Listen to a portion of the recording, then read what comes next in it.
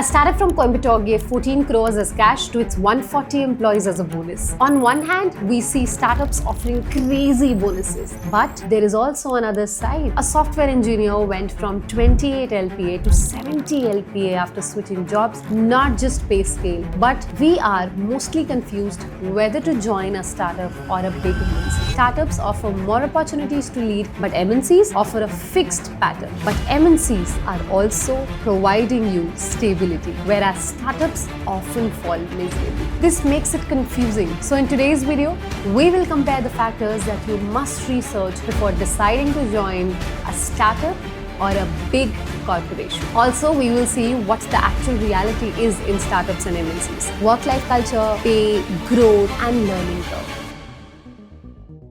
Before choosing between a startup and a corporate job, the first thing you need to understand is the current hiring trend, because the job market you're entering today looks very different from what it was just a year ago. In 2024, startups were going through a rough time with over 7,100 layoffs in just first half of the year, and many people started seeing startups as a risky or an unstable place. But now, in 2025, things have taken a sharp turn for the better and layoffs have been dropped by 67%. Hiring has grown faster than anyone expected, going up by nearly 35 to 40%, which is way above the earlier estimates of 20 to 30%. The reason for this bounce back is clear.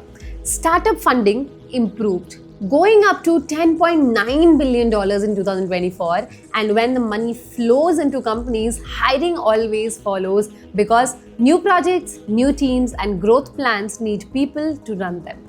What's more interesting is how focused this hiring has become, with sectors like IT services growing from 23% to 32% of all startup jobs posting, healthcare rising to 9%, and green jobs in EVs and renewables increasing by 41% over the past 2 years, which shows that startups are not just hiring randomly. They are investing in industries that are growing fast and are expected to shape the future. Even the location of hiring is changing, as the tier 2 cities like Indore, Jaipur, Coimbatore, and Lucknow have gone from just 9% of startup hiring to 31% in 1 year, thanks to remote working, lower living cost, and better access to fresh talent, which means you no longer have to be in big cities to find good opportunities. But this hiring wave hasn't helped everyone equally, because fresher hiring has dropped from 53% to 41%. And most startups are now giving more attention to people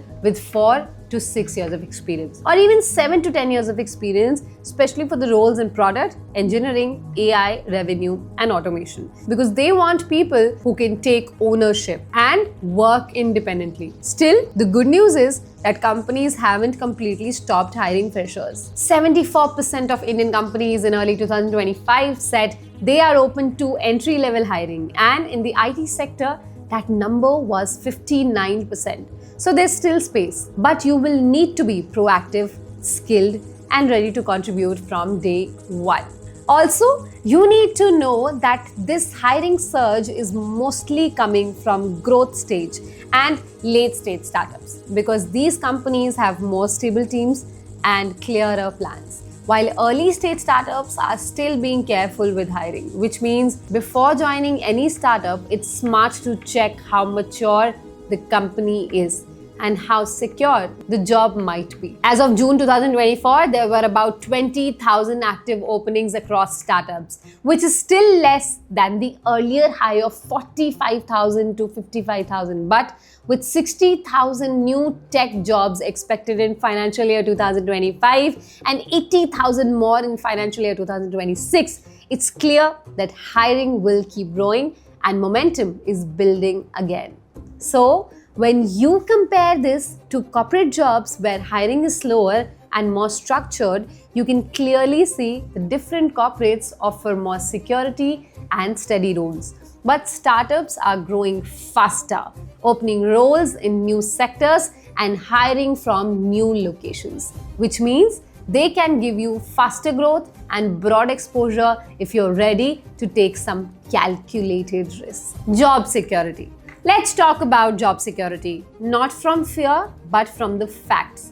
No matter how exciting or well-paying a job is, nobody wants to worry about being laid off or replaced constantly. And while both startups and corporations come with risk, the nature of that risk is very different. In startups, job security often depends on how well the company is managing its money and growth. But the good news is things are improving.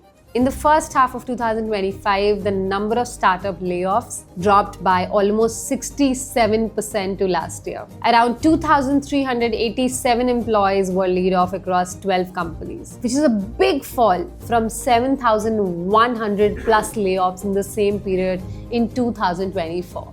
This shows how founders are now focusing more on stable business models and are not hiring aggressively without a long-term plan. However, layoffs haven't disappeared completely. Companies like Ola Electric, Gupshup, or even Versa Innovations still let go of hundreds of employees in mid-2025. Most of these layoffs were due to restructuring automation or trying to reduce losses, not because people weren't working hard, but because the business model needed to be changed. And in startups, these changings can come suddenly without much notice or severance, which creates a feeling of unpredictability. Now, if we shift to corporates and MNCs, the story looks a bit different, but it's not without its own problems. Big companies like TCS are also laying off over 12,000 employees in 2025 alone, especially in roles that are no longer seen as essential.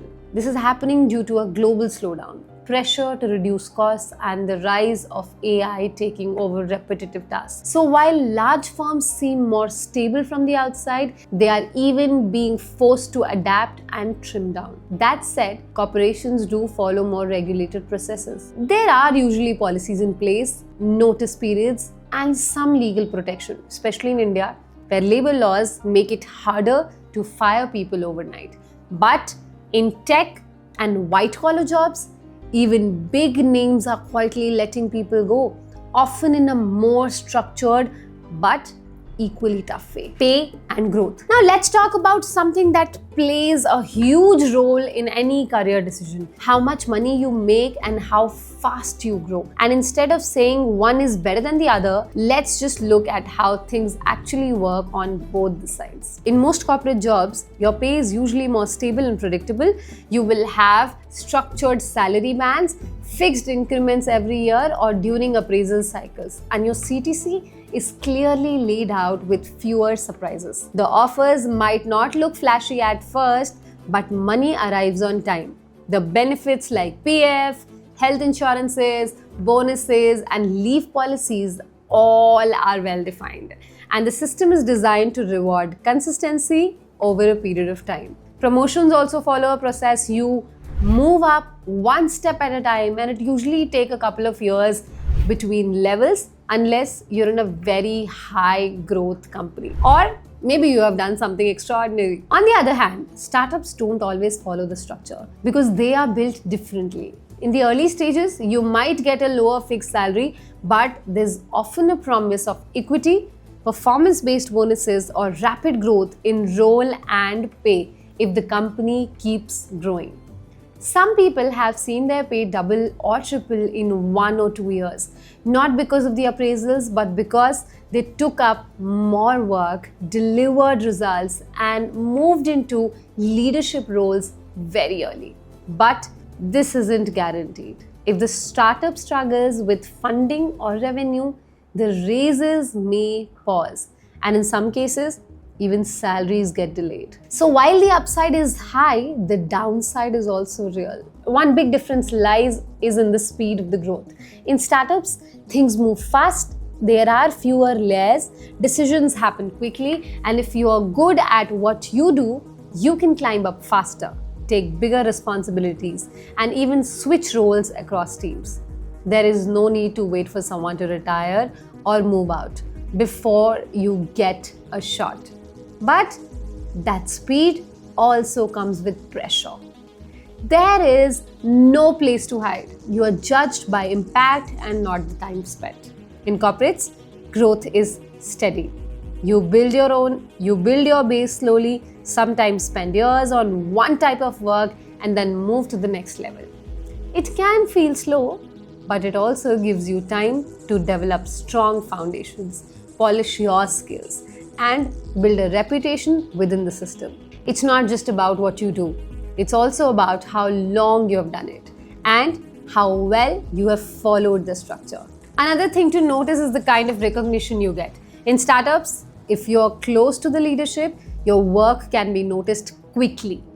And if you are in the right place at the right time, you may get fast rewards. But because there is less structure, sometimes good work also go unnoticed, especially if your manager changes or if the company suddenly shifts priorities.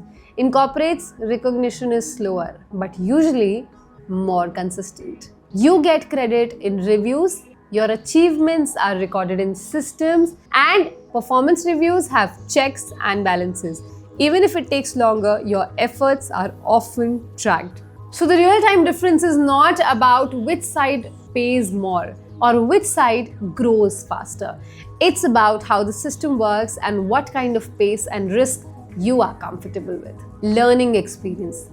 Now let's talk about something that doesn't always show up on the offer letter, but probably shapes your career more than anything else. The kind of learning experience you get. In startups, learning is usually fast, raw, and very hands-on. You are often thrown into real problems from day one, sometimes without a full guidebook or fixed process, and you figure things out as you go. Whether it's talking to clients, building products, solving tech issues, or handling operations, you learn by doing it. And because startups often have smaller teams, you are exposed to different roles at once. So you end up wearing multiple hats, working across functions, and building a broader understanding of how things work together. It can feel messy at times, but it teaches you how to think on your feet and how to take ownership, and also how to survive in certain situations. In corporations, learning follows a more structured path. There are training modules, onboarding sessions, mentors, standard operating procedures,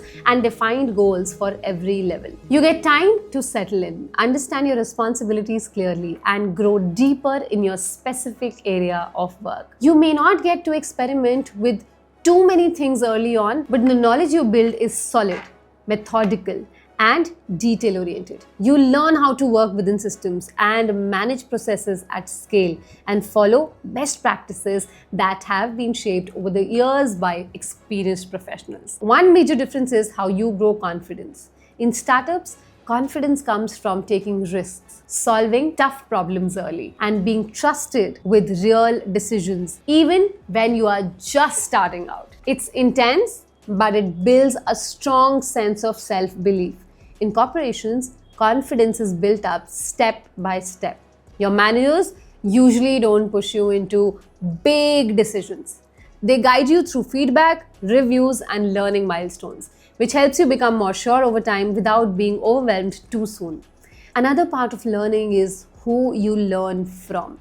In startups, people around you might be young, experimental, and super passionate, but not everyone has formal experience. You learn a lot from each other and from trial and error. In corporates, you often work under seniors who have seen different phases of the industry. So you get to learn from their journeys, their mistakes, and their way of solving problems in a tested, reliable way. Work-life balance. When it comes to work-life balance, the difference between startups and corporates is not just about how long you work. It's about how life fits around work. In most startups, especially those still growing or figuring out their product, the lines between work and personal time often is blurred. You're solving problems that didn't even exist yesterday, managing sudden launches, fixing unexpected issues at odd hours, and sometimes being on calls during weekends, not because someone told you, but because the things move so fast that every moment counts. There's energy, yes, but unpredictability also. You might leave work late or keep thinking about tasks even when you're out with friends. Not out of pressure, but because your mind stays wired around that constant build mode. Corporate life, on the other hand, tends to follow a more structured boundary. The work is planned. Deadlines are mapped out well in advance, and your weekends are usually yours unless you're in a leadership role or part of high-stakes project. You log in, finish your assigned responsibilities, and log out, often with little expectations to be constantly available after working hours. Many companies now actively encourage taking breaks, logging off on time, and even offer mental wellness support systems, partly because large organizations can afford to systemize this kind of culture. You might not get the same adrenaline rush as in a fast-moving startup, but you are more likely to finish your day with your brain feeling calm and your evenings free to focus on your hobbies, health, or just resting without guilt. So by now, we have seen the reality of both sides, from hiring trends and pay-to-learning, work-life balance, and job security. There is no clear winner here because that works for one person might not work for someone else. That's why before jumping into any job offer, it's important to look beyond just the brand name or the salary. Ask yourself, do I value learning over stability? Am I okay with uncertainty if the role is exciting? Or do I prefer structure, a fixed routine, and a long-term visibility? What matters most is not whether you pick a startup or a corporation. It's whether the choice fits your current stage of life, your values, and goals. If this video helped you, then share your thoughts in the comment section and also let us know which next topics you want us to cover. For more such videos, subscribe to Marwadi University.